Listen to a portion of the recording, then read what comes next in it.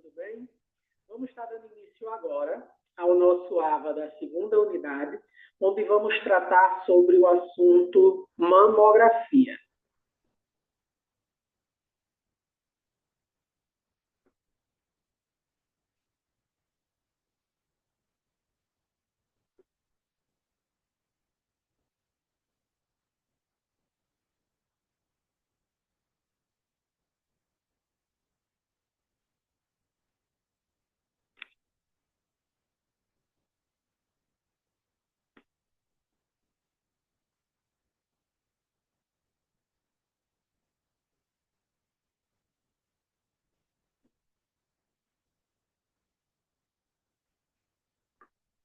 Então, o que é a mamografia, né? Trata-se de um exame diagnóstico que avalia as condições das glândulas mamárias em um aparelho chamado mamógrafo, que ele comprime ligeiramente as mamas.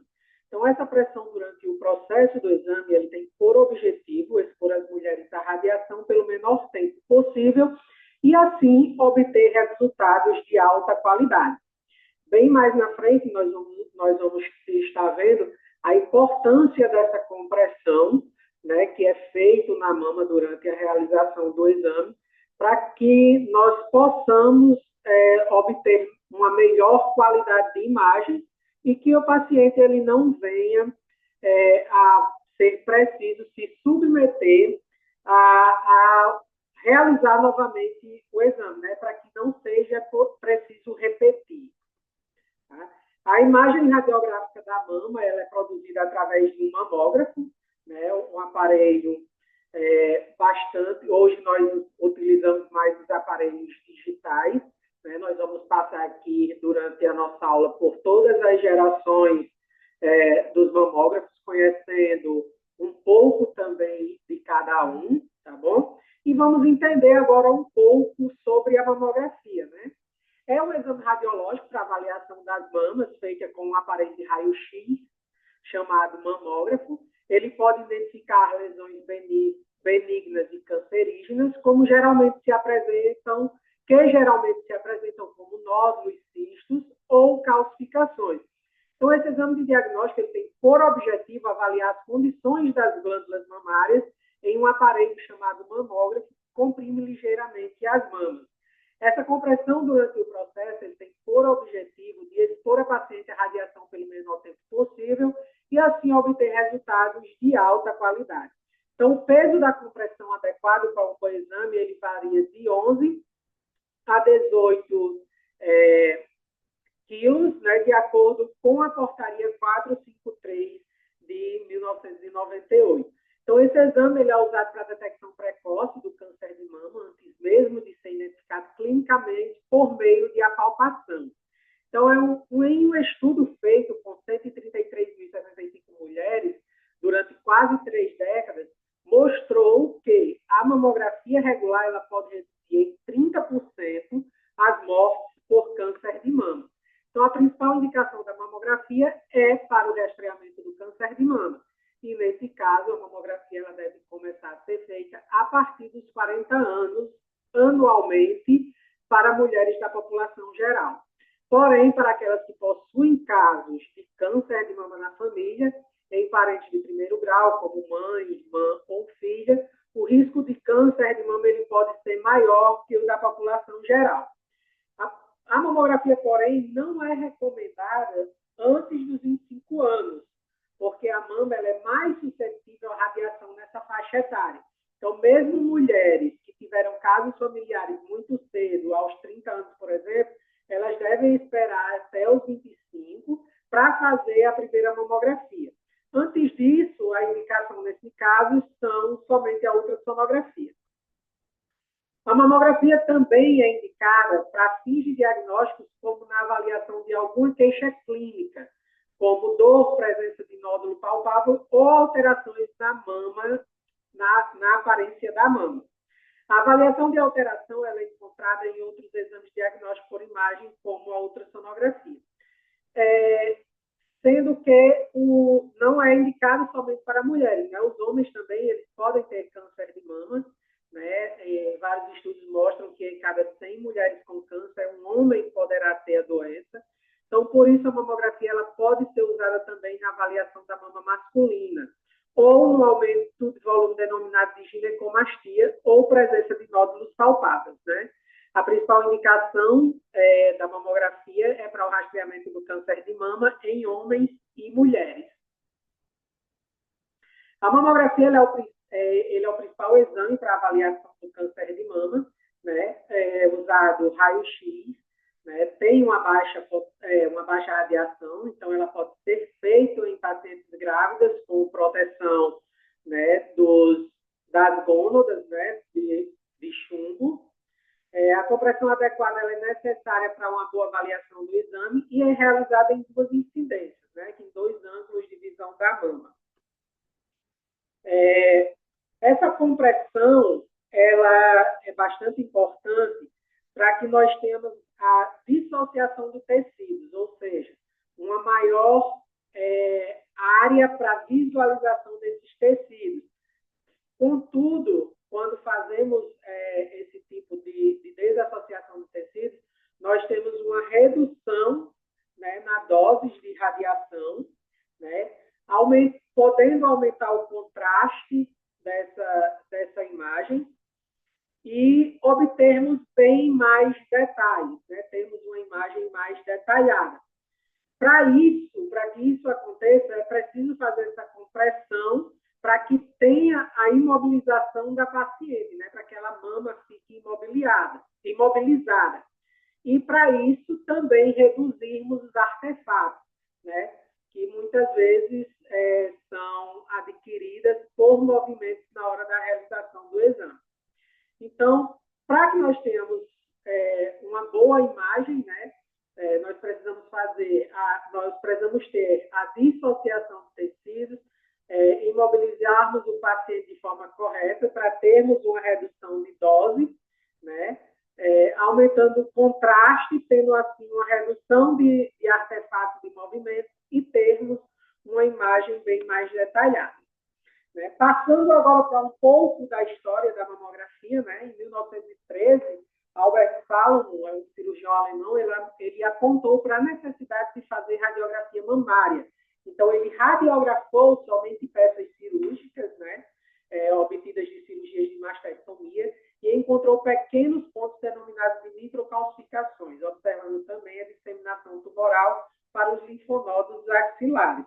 Então, em 1927, foi feito, né, experimentalmente a primeira radiografia da mama, realizada por Irving Pais, da Alemanha, e somente em 1930, Stafford Warren comunicou a primeira mamografia em vivo realizada com aparelho de raio-x convencional. E em 1950, o médico radiologista uruguaio Raul Leborn, ele descobre a importância de um melhor posicionamento e a necessidade da compressão.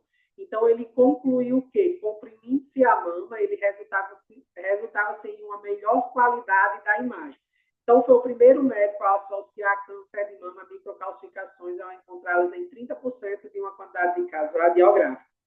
Laborne, ele preconizou a utilização da radiação em baixa energia, introduzindo dispositivos que permitissem exposições a partir de 20 kW, que até então nunca havia sido utilizado antes. Então, ele introduziu também a compressão da mama, o que possibilitou resultados importantes que são utilizados até hoje, tais como, em 1966, a primeira máquina dedicada à mamografia ela foi desenvolvida.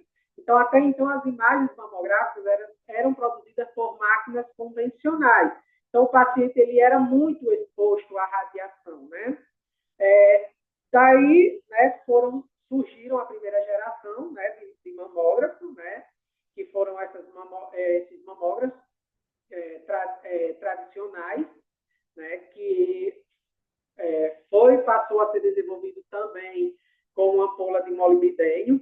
Na segunda geração, o projeto já reduziu significativamente o tempo de exposição, dando mais confiança aos pacientes durante o procedimento.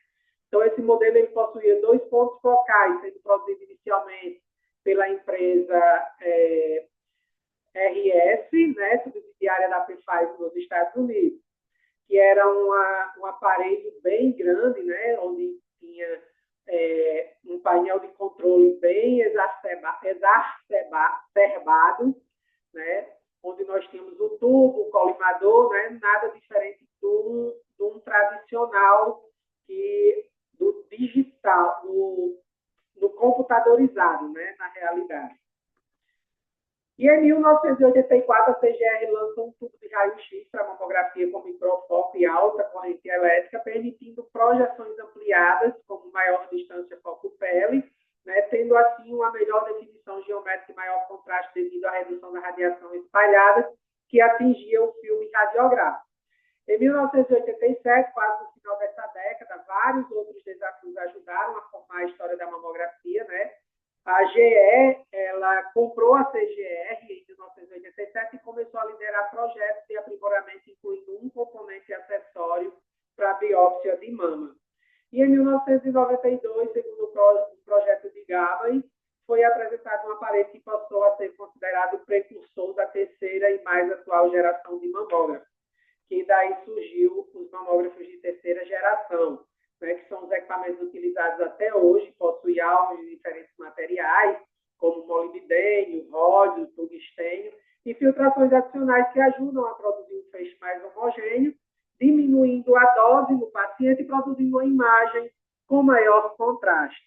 Então, os dispositivos de controle automático encontrados nesses aparelhos ajudaram a diminuir os erros técnicos dos exames mamográficos. Daí surgiram, né, nós temos aqui algumas imagens dos mamógrafos da terceira geração. São mamógrafos que a gente consegue ter melhor qualidade de imagem, né? Em 1996 surgiu a mamografia computadorizada.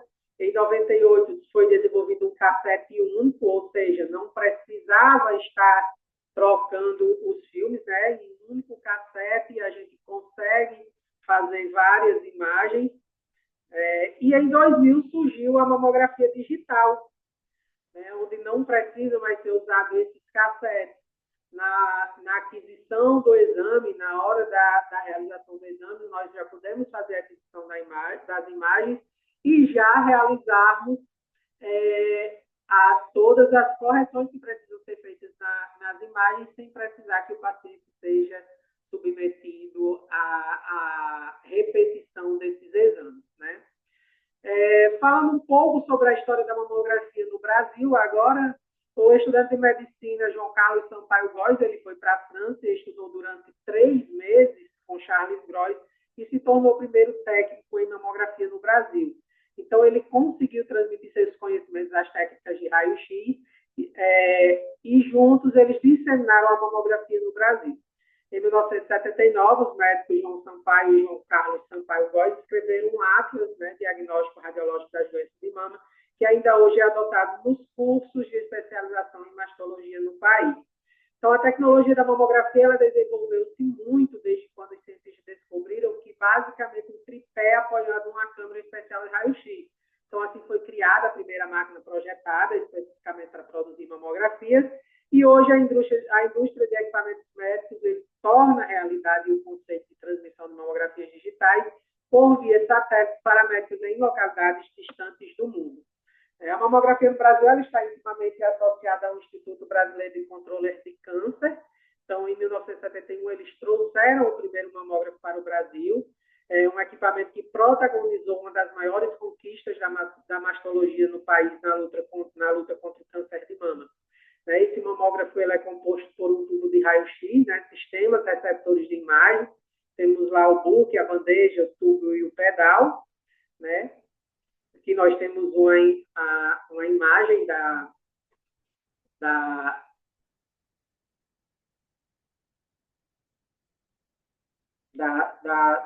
do aparelho, né, de mamografia, do mamógrafo.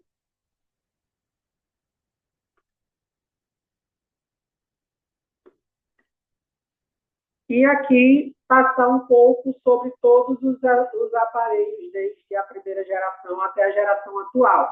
Né? Logo no início, quando foi feita a primeira mamografia, era realizada dessa forma, né? O paciente ficava deitado, a mama era colocada sobre um filme, né? Onde era realizado o raio-x, era um aparelho de raio-x convencional, né? Depois passou-se a fazer com o paciente em pé, né? Surgiu aqui a primeira geração, né, do mamógrafo. Aqui nós já passamos para a segunda geração e a terceira geração, que são os mamógrafos computadorizados, né? E os mamógrafos digitais, né? No mamógrafo digital, hoje são os mais atuais, nós conseguimos, na realização do exame, já está fazendo a aquisição da imagem, já realizando os ajustes, e a melhor posição para obtermos a imagem para o diagnóstico, né? Nós temos aqui, né? A vantagem hoje da mamografia digital, né? Uma quantidade significativa maior de informações por imagem, a eliminação do sistema filme-ecrã e os respectivos custos com o processamento, uma obtenção da imagem em tempo quase real, 10 segundos após a exposição, nós já conseguimos ter a imagem já no computador. A manipulação da imagem por meio de inversão, zoom e outros ajustes, diminuição da necessidade de repetição de algumas incidências e redução da dose de radiação e do desconforto da paciente proveniente da necessidade de uma nova compressão. E temos também algumas novidades na mamografia, né? Já está presente no Brasil um novo exame chamado mamografia com contraste, que se assemelha à ressonância magnética por ser dirigida a buscar a neovascularização. Então, suas principais vantagens a sensibilidade e especificidade melhores que a mamografia digital convencional. Então, além disso, ela tem a simplicidade da mamografia. A interpretação dos achados não é afetada pela densidade da mama e as lesões são mais facilmente discriminadas que a imagem convencional. Então, a mamografia com contraste ela é menos dependente do operador, com curva de aprendizado mais curta e resultados mais facilmente reprodutíveis. Suas desvantagens o uso do meio de contraste iodado, né, que tem o risco de reação alérgica, né, e o alto custo. Para o futuro, temos duas novas apostas para o diagnóstico, né, que estão sendo experimentadas nos Estados Unidos. A primeira é um aparelho chamado TechScan, onde os cientistas do Medical College do Colégio Médico da Geórgia já o testaram com sucesso em mulheres de 40 a 50 anos. Então, o método consiste na colocação de eletrodos em volta de cada mama para obter a imagem. Então, sua vantagem é dispensar a radiação e a compressão dos seios, que sempre geram a reclamação entre os pacientes. Então, a outra técnica é o CT scan, né, a popular tomografia computadorizada, que está sendo usada na Universidade da Califórnia para checar a saúde mamária. Então, ela fornece imagens que possibilitam uma avaliação muito precisa, mesmo em casos de mama densa ou presença de calcificações. Então, comenta John Boone que acompanha os testes para medir a eficácia do tomógrafo na luta para prevenir a doença. Temos também a tomossíntese mamária, conhecida como mamografia 3D. A tomossíntese ela foi desenvolvida com a finalidade de mitigar os efeitos da sobreposição do tecido mamário denso na mamografia convencional 2D. Então, diversos estudos têm demonstrado que seu uso está associado a um aumento de até 40% na taxa de detecção do câncer de mama e a uma redução significativa nas taxas de reconvocação e na necessidade de incidências mamográficas complementares. Atualmente, realiza-se a tomossíntese em adição à mamografia convencional e não como substituta. Assim, as imagens seccionais tomográficas de baixas doses de tomossíntese são obtidas imediatamente após a realização de cada incidência mamográfica 2D. Então, durante a mesma compressão e com duração de poucos segundos. Após a aquisição, essas imagens da mama, em conjunto com a mamografia 2D, são enviadas para uma estação de trabalho dedicada com monitores de alta resolução e analisadas. Mas convém lembrar que existem preocupações sobre o aumento da radiação ionizante utilizada na termossíntese, que de fato ocorrem, porém, a dose empregada ela fica abaixo da dose máxima aceitável, então, dessa forma, o exame ele é considerado, sim, um exame seguro.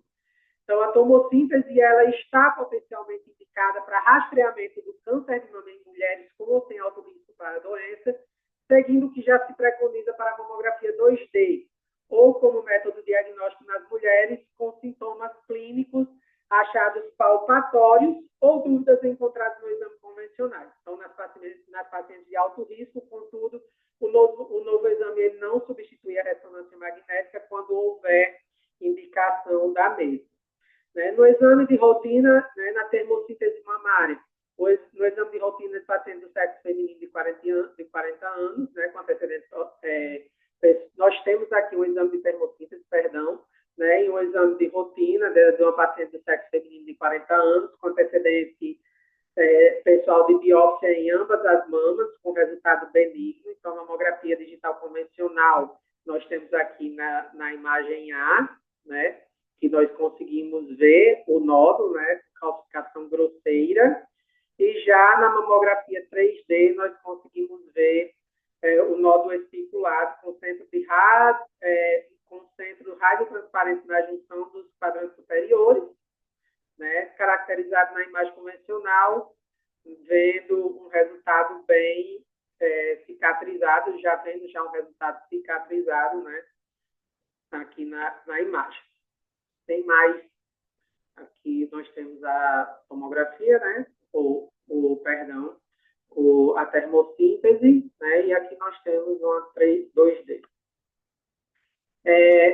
Quanto à realização da mamografia, levando em relação à periodicidade, para pacientes assintomáticos da população geral, o Colégio Brasileiro de Radiologia recomenda que se inicie a partir dos 40 anos e depois anualmente. Pessoas com risco aumentado para câncer de mama poderão iniciar antes dessa idade, sendo que, nesses casos, devem seguir a orientação médica apropriada. Pacientes que apresentam alguma alteração caracterizada pelos achados de imagem, como provavelmente benignas, fazem o controle a cada 6 meses no primeiro ano e depois anualmente por 2 anos, caso haja alteração. E nós temos também a mamografia screening, que é a investigação aos 35 anos. Grávidas podem sim fazer mamografia, caso haja indicação clínica. O câncer de mama poderá aparecer durante a gravidez, então, nesse caso, é utilizado esse protetor de chumbo no abdômen para proteger o feto. E as indicações clínicas. Nós temos as mamografias de rotina, para o rastreamento do câncer de mama em pacientes assintomáticos e em pacientes que estejam em pré-terapia de reposição hormonal. Pacientes para pré-operatórios para cirurgias plásticas, pacientes que já fizeram mastectomia, pacientes que sentem presença de nódulos, e controle radiológico de patologias da mama. Também para estudos de próteses de silicone, mamas masculinas também,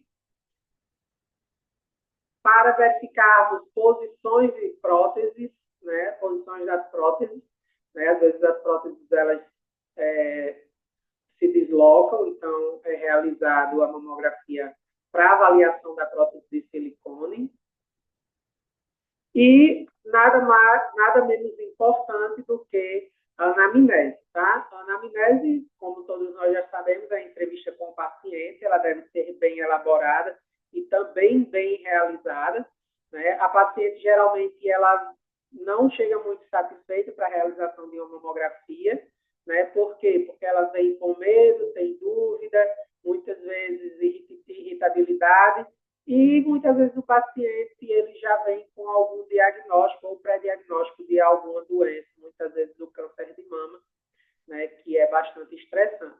Então, cabe a nós profissionais termos paciência, sermos bastante dedicados estarmos sempre atualizados, termos amor à profissão e, principalmente, humanização. Esses pacientes eles já vêm bastante abalados, né, para realizar esses exames, então nós precisamos ser bastante humanos e acolhedores com esses pacientes. Terminamos aqui nossa aula, nosso AVA da segunda unidade, né? Deixo uma frase aqui de Albert Einstein: faça as coisas o mais simples que você puder, porém não se restrinja às mais simples.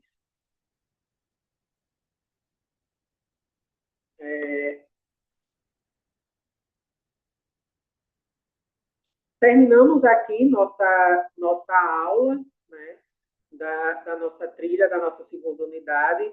Lembrando que sigam todos os passo a passo, não esqueçam de nenhum passo a passo, e que teremos o dia designado para o nosso fórum para esclarecimento de dúvidas. Muito obrigado a todos e até a próxima.